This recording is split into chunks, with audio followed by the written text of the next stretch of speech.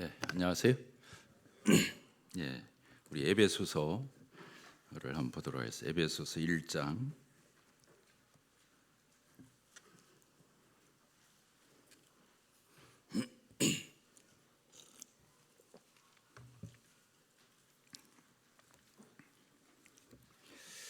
예, 1장 22절을 읽겠습니다. 또 만물을 그의 발 아래 복종하게 하시고 그를 만물을 위해 교회의 머리로 삼으셨느니라. 교회는 그의 몸이니 만물 안에서 만물을 충만케 하시는 이의 충만함이니라.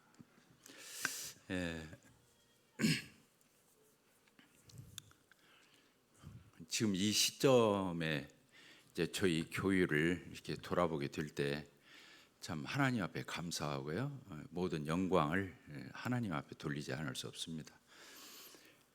캠프장을 저희들이 20주년 기념으로 21년도에 이렇게 시작을 해서 2023년 만 2년이 이렇게 넘게 공사를 하고 이제 최종 마무리가 되었다고 봐야 됩니다.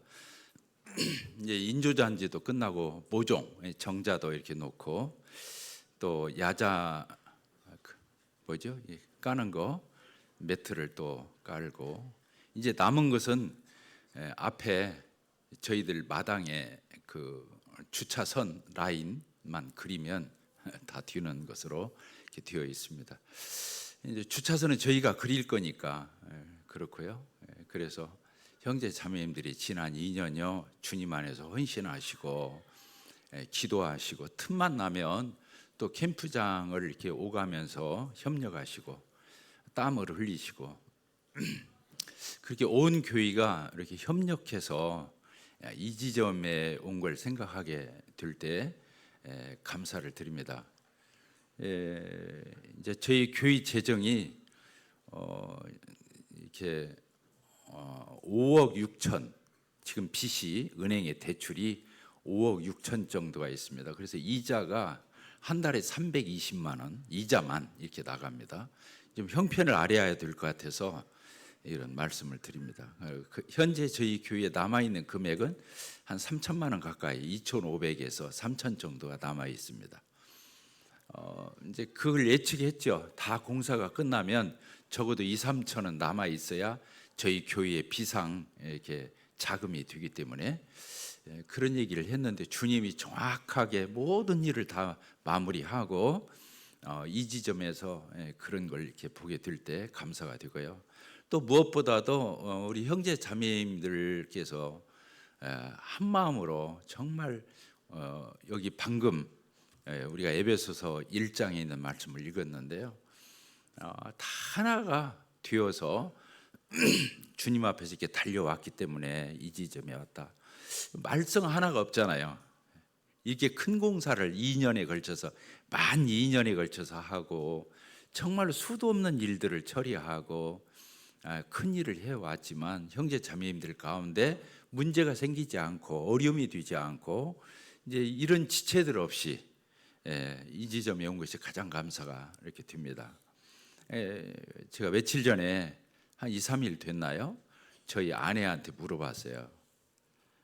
제가 지금 이제 내년이 70이니까 내년까지 이렇게 장로직을 하고 이제 내려놓게 될 건데 지금도 7, 80% 이관했다고 봐야죠. 왜 그러냐면 제가 장로 모임도 거의 안 나가게 되고 또 교회 운영하는 것도 직접 관여 않고 건너 듣고 또 제가 이렇게 생각나면 좀 얘기 좀 해주고 이 정도니까. 그런데 제가 이제 외부로 한 올해 들어서 8군데가 갔다 왔더라고요. 8군데. 이제 앞으로 남은 곳이 3군데가 남아 있어요. 지금 현재 제가 접수를 받아놓은 건 그렇습니다. 3군데를 더 갔다 와야 되는데 지난번에 그렇게 다른 지역교회를 방문해 가지고 거기서도 그런 얘기를 했어요. 그 형제 자매님들에게 얘기를 했어요. 정말 내가 다리 뻗고 잔다. 미안합니다. 누구든지 다 다리 뻗고 자는 건데 제가 이런 표현을 써서 좀 그러긴 해요. 정말 다리를 뻗고 자요. 진짜 그 밖에 제가 모임 이렇게 다른 타지역 모임에 가서 이게 말씀을 이렇게 전할 때 우리 교회가 생각이 하나도 안 나요. 미안합니다. 진짜로 안 나니까 뭐 거짓말 할 수는 없잖아요. 그런데도 제가 마음이 그렇게 편하고 제가 우리 교회를 잊고 거기 가서 이렇게 말씀 사역을 이렇게 하고 있어요. 감사하죠? 감사한데 이제 제가 우리 자매한테 물어봤어요. 여보, 우리 교회가 왜 이렇게 잘 돌아가는지 기가 막히지 않아? 주일학교 어린 아이에서부터 중고등부 우리 학생들, 청년들, 또 유학생부, 노년부, 뭐 할 거 없이 기혼 자매회 모든 것들이 다 문제가 없이 이렇게 적재적소에 잘 이렇게 운영되어가는 마치 메뚜기가 임금이 없어도 잘 날아간다고 하는 그 표현대로 우리 교회가 정말 그렇게 되어가는 것에 대해서 신기하기 그지없어요. 신기해요. 오묘막측해요. 그래서 제가 저희 자매한테 물어봤어요. 왜 그런 줄 아냐고. 하면 시험 한번 보자고. 그렇게 물어보니까 저희 자매 말이 그동안 잘 가르치고 잘 배워서 순종을 잘하니까 그렇다는 거예요. 비약점 그랬죠 내가. 그 답변은 비약점이다. 그 A 학점, A 플러스 답변이 뭘까? 내가 답변을 해줬어요. 우리 교회가 온골 성천교회가 이 지점에 와서도 이렇게 많은 형제 자매님들 영혼들이 저희 교회를 출입하지만 이렇게 모든 것들이 참 아름답게 정말 황홀하게 이렇게 잘 이렇게 돌아가는 것은 교회의 머리가 우리 주 예수 그리스도시잖아요. 여기 오늘 읽은 게 그거죠. 그 만물을 그 발 아래 복종하게 하시고 그를 그 예수 그리스도를 만물 위에 교회의 머리로 삼으셨느니라. 교회는 그의 몸이니 이렇게 되어 있어요. 교회는 예수님의 몸이잖아요. 교회의 머리가 누구셔요? 예수 그리스도예요. 머리가 하는 일이 뭡니까? 이 지금 우리 인체로 보면 이 머리가 하는 일이 뭐예요? 온 몸을 통제하고 다스리고 간섭하는 거거든요. 그러니까 예수 그리스도께서 정말 우리 온골 성천교회의 머리가 되셔서 그 역할을 직접 하고 계시다는 거예요. 이게 얼마나 완벽해요. 목표를 예수님이 하시니 머리가 하시니 그런 거 아니겠습니까? 그리고 예수님을 대신해서 이 교회를 경영하시고 이 교회를 모든 것들을 주의주장하고 관리하고 감독하고 모든 걸 때에 맞게 역사하시는 분이 누구셔요? 누구셔요? 크게 말해보세요. 성령님이죠. 예수님은 지금 하나님 보좌 우편에 계시잖아요. 교회의 머리지만 그래서 교회는 천상적인 기관이라고 불러요. 따라서 해봅시다. 교회는 천상적인 기관이다. 그리고 이 지상에 있지만 지상에 속해 있죠. 교회는. 그러나 천상에 속한 기관, 공동체. 이 천상에 속해다 뭐냐면 이 머리는 어디에 가 있어요? 이 머리는 하나님 보좌 우편에 가 있어요. 그리고 몸은 이 땅에 있는 거예요. 그러니까 참 크지요, 교회가. 예수님은 머리가 되셔서 하나님 보좌 우편에 천상에 계시고 지상에 있는 교회는 이 천상에는 예수 그리스도에 뗄래야 뗄 수 없이 붙어 있는 거잖아요. 그러니까 교회는 지상에 있는 것처럼 보이는데 어디에 속해 있는 거예요. 왜?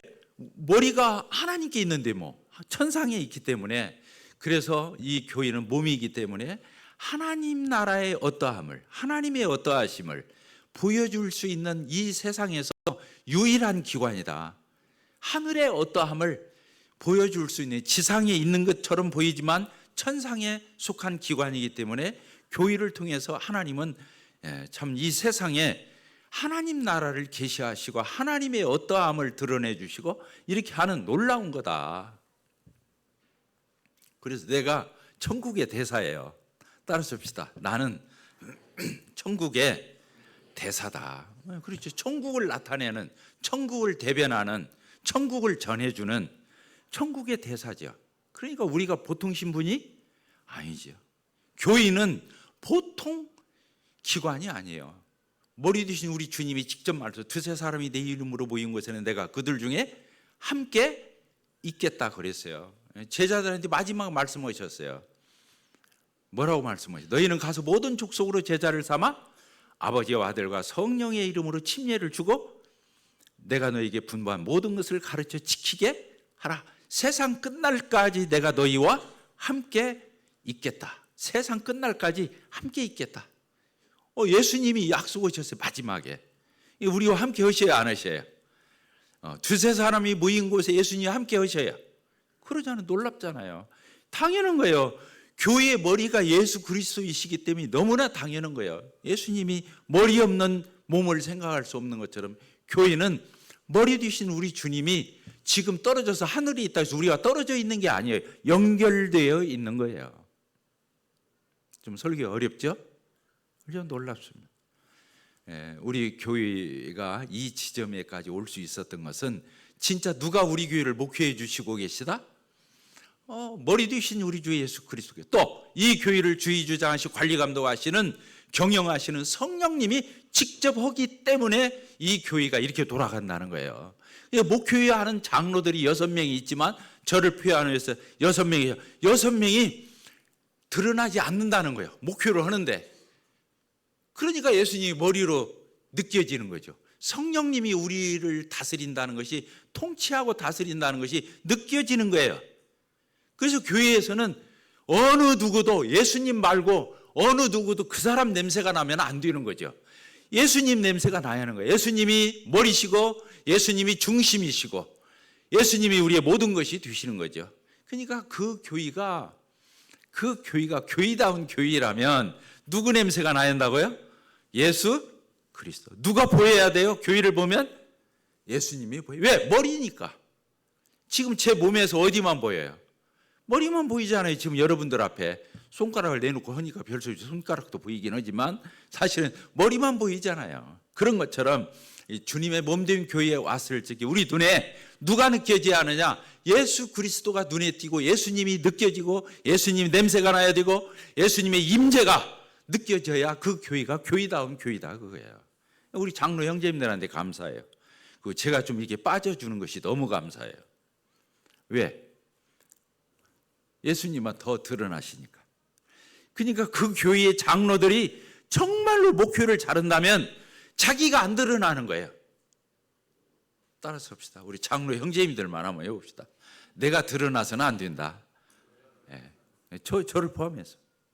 내가 드러나면 끝장난 거예요. 그 교회는 끝장나. 몰라 조금 막 솔선수범해서 어떤 일을 막 주의 주장해서 뭔가를 좀 하는 것처럼은 보일 수 있지만 그러나 그 교회는 주님이 머리 되신 이 놀라운 것들이 성령이 우리 교회를 통치하시고 다스리시는 이게 정말로 우리 모두에게 느껴져서 저 실핏줄까지 몸의 모든 끝부분이 실핏줄이 흐르고 있는데 거기까지 이러한 것들이 느껴지고 이렇게 한다고 하는 것은 그 장로들이 그 교회의 목회자인 장로들이 정말로 목회를 잘하는 거다. 눈이 안 띈다고 그래서 장로 형제님들이 놀고 있구나 이렇게 생각하면 돼야 안 돼요. 큰일 나는 거예요. 장로 형제님들이 드러나면 안 되는 거예요. 그것은 장로 형제님들만이 아니에요. 장로 형제님들의 자매님들은 더 많을 것도 없는 거예요. 세상이 요새 오늘날 여자가 다 드러나는 시대예요. 그러나 교회는 그런 데가 아니에요. 자매님들을 무시해서 여자들을 무시해서 이 말을 하는 게 아니에요. 하나님 말씀에 그렇게 기록되어 있기 때문에 안 되는 거예요. 예수님의 12 제자 중에 여자가 있었어요, 없었어요? 예수님을 따라다닌 여인들은 참 많았어요. 예수님 어머니 마리아부터 시작해서 주위에 많은 마리아들, 예수님 따라다닌 마리아가 3명이나 됐어요.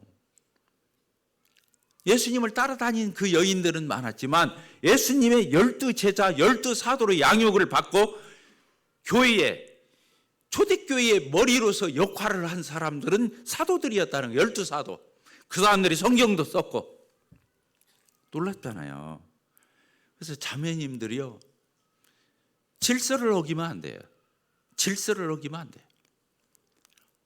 우리의 죄 가운데에는 이게 종류가 있어요.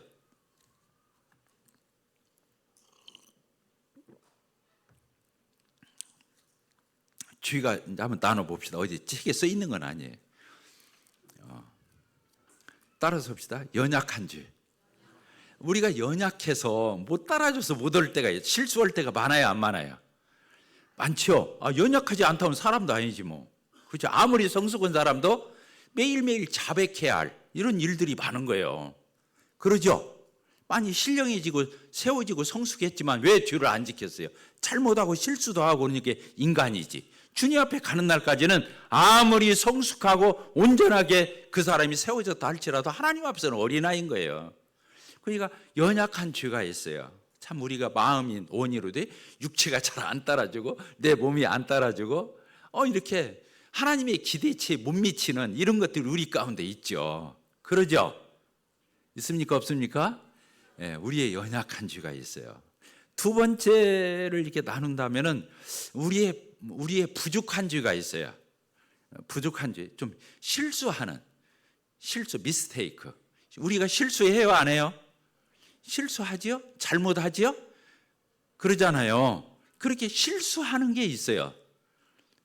잘못하는 게 있어요. 아까 연약함은 못 미치는 거고 실수나 이런 것들은 우리가 적극적으로 범하는 것들이에요. 그런데 이런 것들을 수도 없이 우리가 잘못하지요.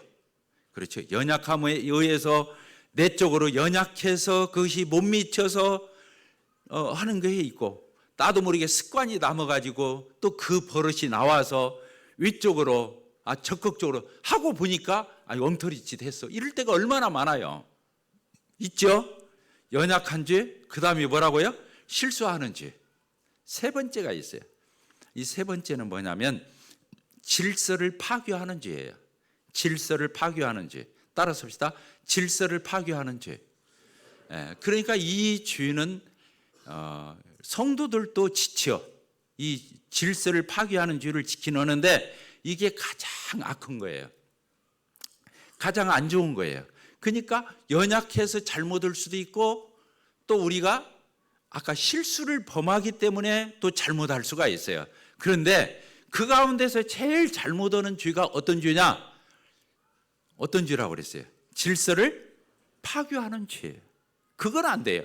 아까 연약한 죄나 실수하는 죄는 신스에 가까워요. 신스. 우리 잘못하는 사소로운 이 신스예요.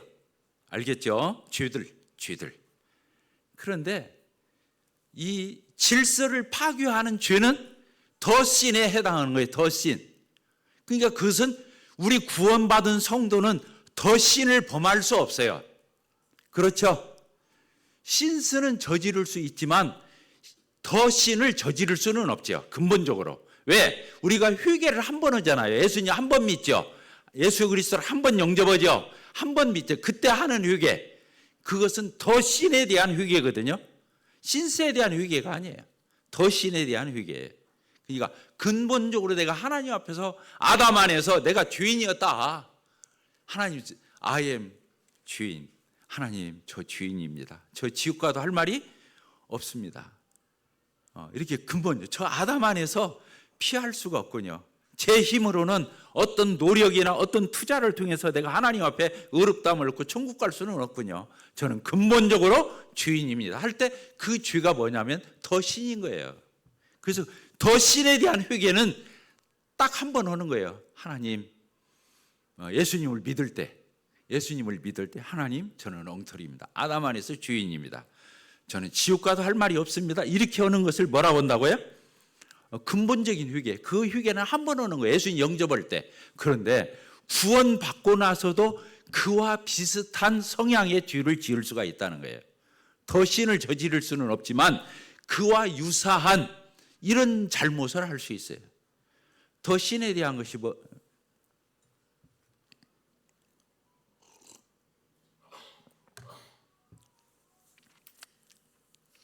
따져봅시다. 자녀가 아버지한테, 부모님한테, 어머니 아버지한테 대들었어.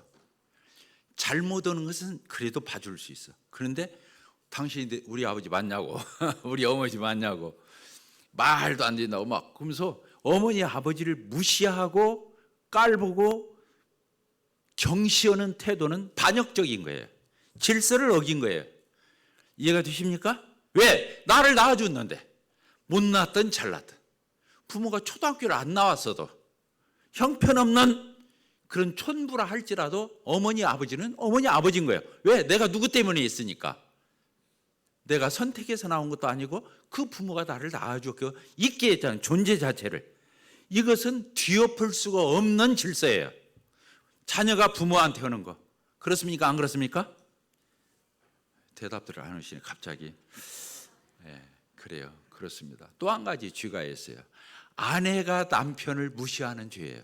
따라서 자매님들만 아내가 남편을 무시하는 죄.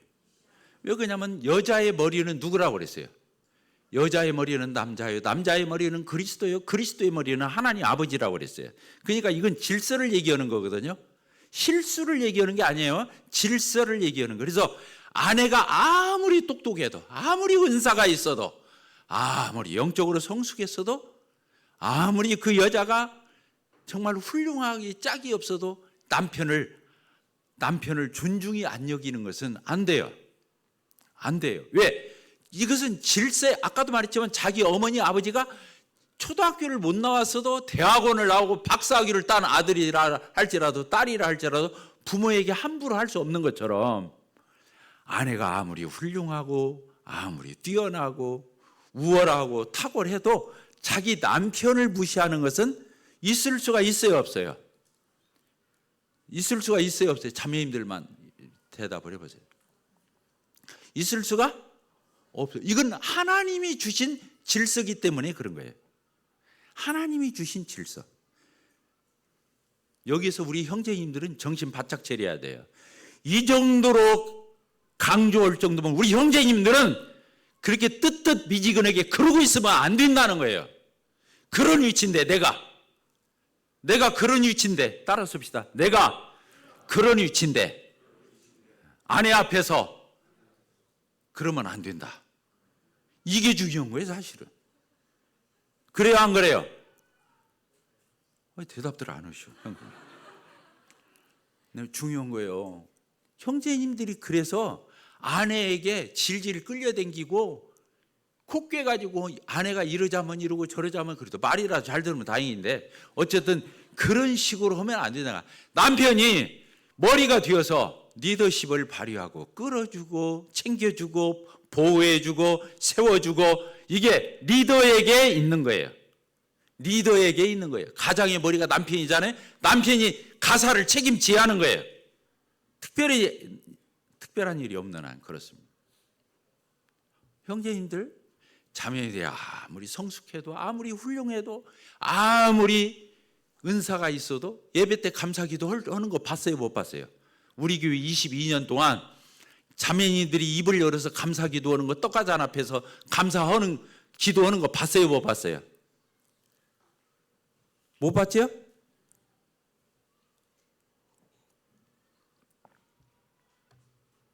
그럼 누가 해야 한다는 거예요? 감사기도를 누가 해야 한다는 거예요? 따라서 봅시다. 남편이 해야 한다. 형제가 해야 한다. 그래서 오늘도 70여 명 가까이의 형제님들이 감사기도 했어요. 너무 잘한 거예요. 훌륭한 거예요. 제목스러운 거예요. 나는 우리 형제님들이 저거 와서 하기를 바라요. 근데 운동신경이 없으면 또 이게 문제가 되더만. 빨리 마이크를 시작을 해야 하는데 타이밍을 놓치니까 그렇더라고. 써가지고 와서 하세요. 80명도 할 수 있고 100명도 아니면 2부로 나눌 거예요. 아예. 못 나눌 거 없지 뭐. 강당에서 한 팀 하고 여기서 한 팀 하고 하면 되는 거지 뭐. 시간이 부족하다면 어쨌든 간에 형제님들이 형제님 역할을 해야 한다는 거예요. 형제님의 위상을 확보해야 한다는 거예요. 자매님들은 절대로 형제님을 오버하면 안 된다는 거예요. 따라서 합시다. 자매들은 형제를 올라서서는 안 된다. 미안해요. 훌륭한 건 상관이 없는데 올라서면 안 되는 거예요. 그건 질서를 짓밟는 거예요.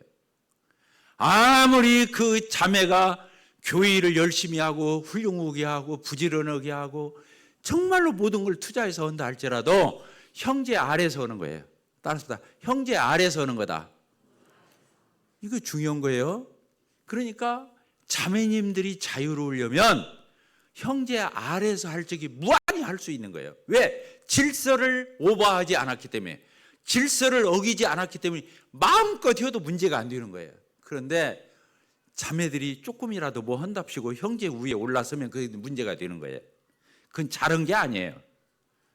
그 질서를 어긴 것은 미스테이크가 아니에요. 그건 꼴불견인 거예요. 따라서 자매님들만. 그것은 꼴불견이다. 그렇죠. 머리 위에 다른 몸이 올라가 있다고 생각해봐요. 꼴불견이지. 안 되는 거예요. 그래서 저는 우리 자매님들이 지금까지 다 잘하고 계신데요, 정말로 우리 자매님들이 질서 아래서 무한히 자매님들의 역할과 그 활동과 섬김과 봉사가 이루어지게 되기를 바라요. 아멘이시죠? 예, 우리 교회가 그렇게 달려왔기 때문에 주님이 축복하셨다 믿습니다. 질서를 반하는 교회가 되겠냐. 그리고 성도들이 또 장로들에게, 집사들에게 존중이 여기는 풍토, 이게 중요한 거예요. 교회 안에서 하나님이 질서를 두셨어요. 리더들을 두신 거예요. 교회의 인도자들을 두셨어요. 장로들과 집사들을 두셨어요. 부족하고 연약하고 참 여러 가지로 그럴 수 있지만 하나님이 세우신 거예요. 그 장로들과 집사들을 귀히 여겨주셔야 돼요. 장로들과 집사들이 뭐 별거 된다 그 말이 아니에요. 장로들과 집사들이 주님을, 교회를 돌아보고 헌신적으로 섬기고 있기 때문에 여러분들이 존중이 여겨주고 거기에 대해서 깍듯한 태도를, 단정한 태도를 갖는 것은 너무 합당하다. 자, 아멘이 되시죠? 정말로 그렇습니다. 그래서 이런 것들을 반하는 것은 안 되는 거예요. 큰일 나는 거예요. 질서를 반하는 것은 한 번도 하면 안 되는 거예요. 사실은 중요한 거죠. 중요한 거예요. 하나님이 그걸 예의주시해서 보시고 계시죠.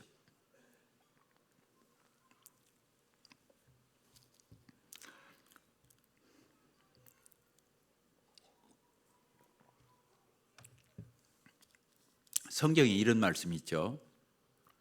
하나님은 어지러움의 하나님이 아니시오 질서의 하나님이시니라. 참 놀랍죠. 하나님은 어지러움의 하나님이 아니시고 질서의 하나님이시다는 거예요. 이거 지켜줄 줄 모르면 어려워져요. 우리 형제님들 칭찬하다 어떻게 이상하게 그쪽으로 갔는데 너무 수고들 하셨습니다. 참 박수 쳐주고 싶고 격려해 주고 싶고 우리 형제 자매님들, 그래서 지금 주님이 이루시는 이러한 모든 것들을 저희들이 잘 받아 누리려면 겸손하면 돼요. 따랐습니다. 겸손하자. 이제 저를 포함해서, 제가 제일 먼저 시작이죠. 저를 포함해서 우리 모두가 겸손할 때 하나님이 지금 우리 교회 가운데 이루신 이런 모든 것들을 우리가 충분히 받아 누릴 수 있고 또 그 역할을 감당할 수 있어요. 왜 그러냐면 하나님은 겸손한 자에게 은혜를 베푸시고 교만한 자를 대적하신다고 했기 때문에 교만한 마음을 먹은 사람은 사람도 싫지만 하나님이 제일 싫어라 해요. 교만한 사람은 사람들도 싫어하지만 하나님이 제일 미워하시는 거예요. 그러니까 우리가 겸손할 때 하나님은 우리들 가운데 더 오셔서 성삼위일체 하나님, 성부 하나님, 성자 하나님, 성령 하나님께서, 성부 하나님은 교회를 자기 피값으로 사셨다 그렇게 되어 있어요. 예수님이 십자가에 피 흘려서 이 교회가 생겨났는데 예수님이 피값을 주고 샀다 안 써 있어요. 하나님 아버지가 자기 피값을 주고 이 교회를 샀다. 하나님 아버지, 하나님 따라합시다. 하나님 아버지, 성부 하나님이 그렇게 하셨다. 아들 예수님은 이 교회를 탄생하기 위해서 자기 몸을, 한 몸을 다 내어주신 거예요. 그렇죠? 성자 하나님이신 예수 그리스도, 성령 하나님은 예수 그리스도로 말미암아 구속의 모든 것들이 완성됐기 때문에 이제 우리와 같은 자들이 거룩한 자가 되어서 성령이 와서 거울 수 있을 정도로 성령이 인치시고 내주하셔서 저희들 가운데 함께 하시는 거죠. 영원히 성령님이 오셔서 함께 하시는 거예요. 예수님이 말씀하신 거예요. 예수님이 내가 떠나가야 너희에게 유익이다. 그런 말 있어요 없어요? 요한복음에 내가 떠나가야 유익이다. 누구를 보내주니까? 성령을 보내고, 성령이 오시는 게 뭐가 달라요? 우리 각각의 심령 안에 성령님이 인치고 내주하셔서 저희들 안에서 떠나지 않는 이런 놀라운 일을 할 수 있기 때문에 그렇습니다. 또 그런 공동체가 되기 때문에 그렇습니다. 성부 하나님은 이 교회를 피값을 지불하고 사셨고, 예수 그리스도 그분은 이 교회를 위해서 자기 한 몸을 다 내어주셨고, 성령 하나님은 하나님이심에도 불구하고 거룩하신 그분이 우리와 같은 자들의 심령에 저희들 안에 오셔서 내주하시고 인치시고, 그분은 떠나지 않고 우리의 보혜사가 되셔서 우리를 보호하시고 끝까지 지키시고, 우리를 주님의 날에 가는 날까지 우리를 거룩하게 보존해 주시는 분이 성령이신 거예요.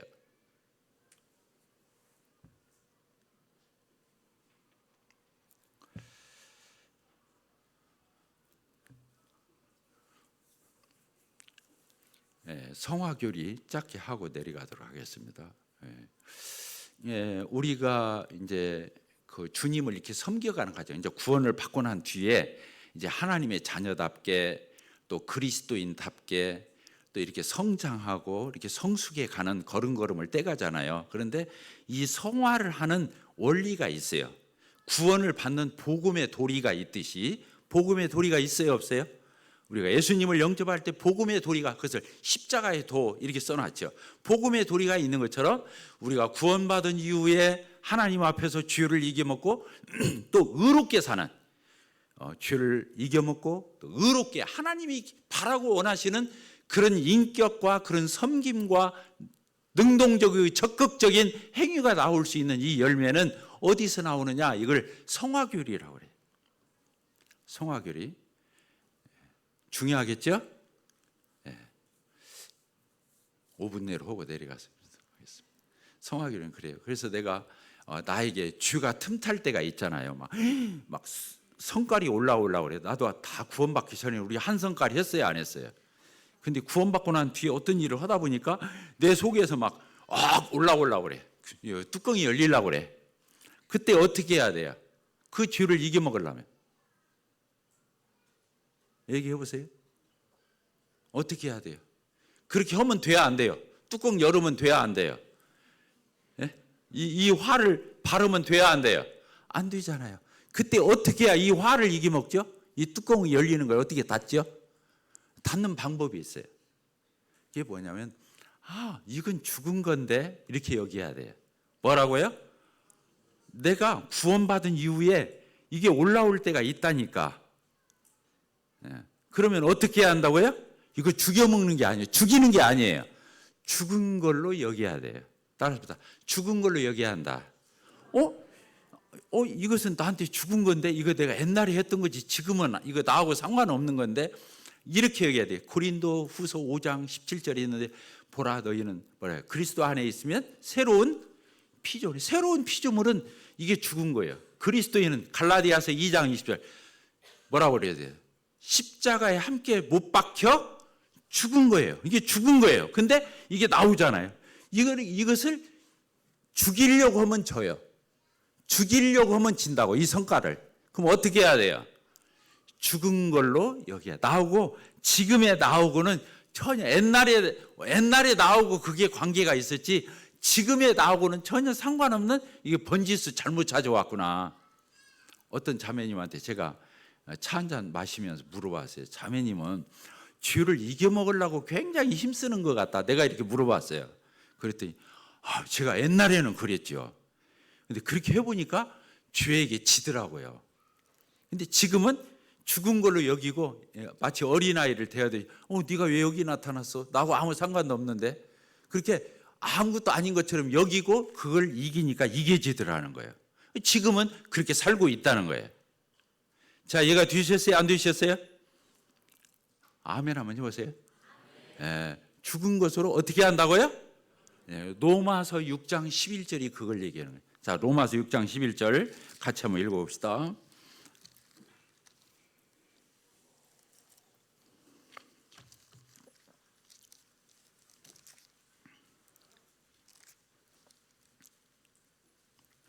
시작.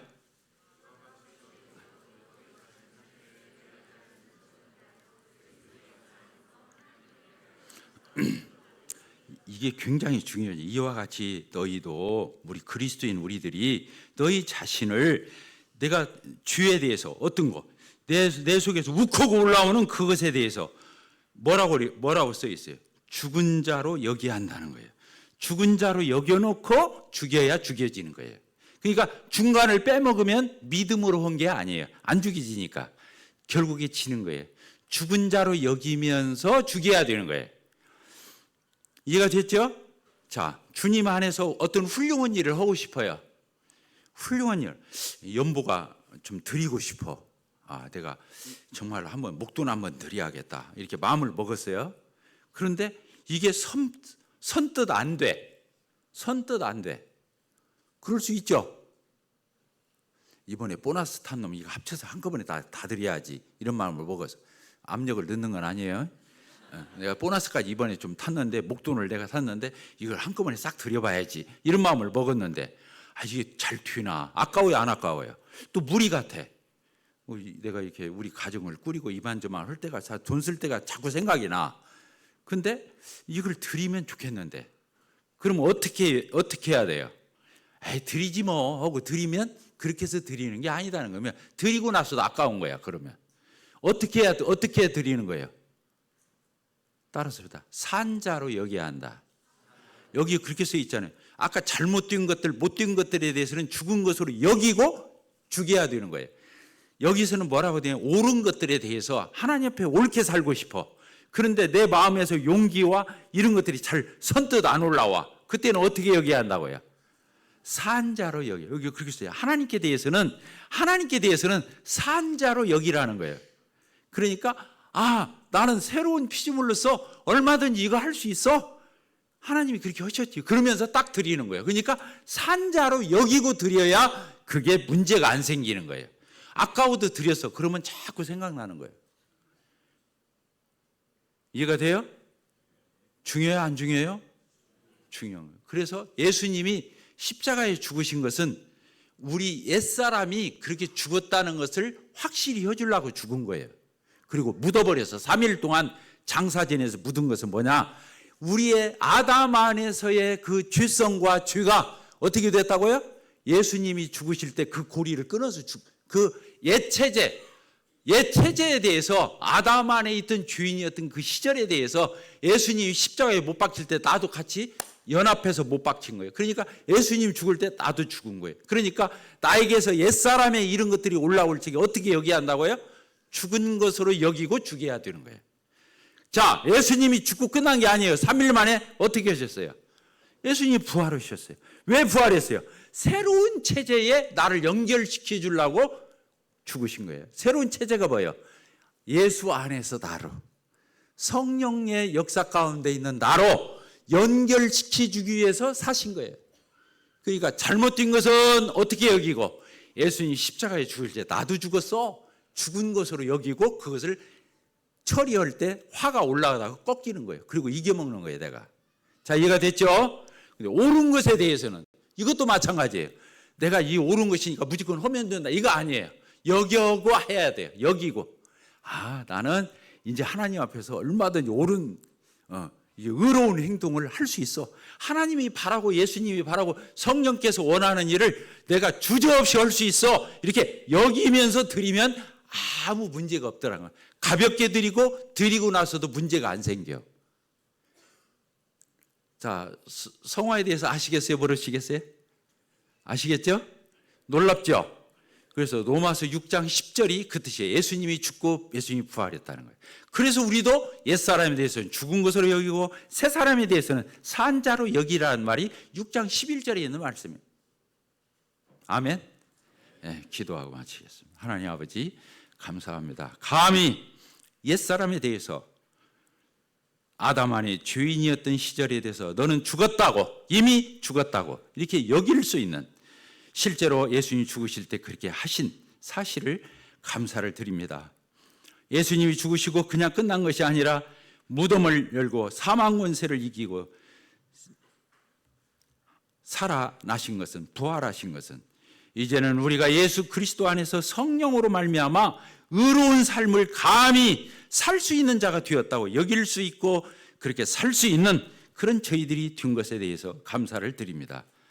하기 때문에 참 저희들이 구원을 받은 것도 내세울 것이 없고, 구원받은 이후에 성화가 된 것도 내가 뭘 해서 된 것이 아니라 믿음으로 이렇게 취해서 되는 것이기에, 은혜로 되는 것이기에 하나님께 모든 영광을 돌리지 않을 수 없습니다. 저희들 모든 우리 옹골 성천교회 공동체가 이런 삶을 살아내게 하여 주시옵소서.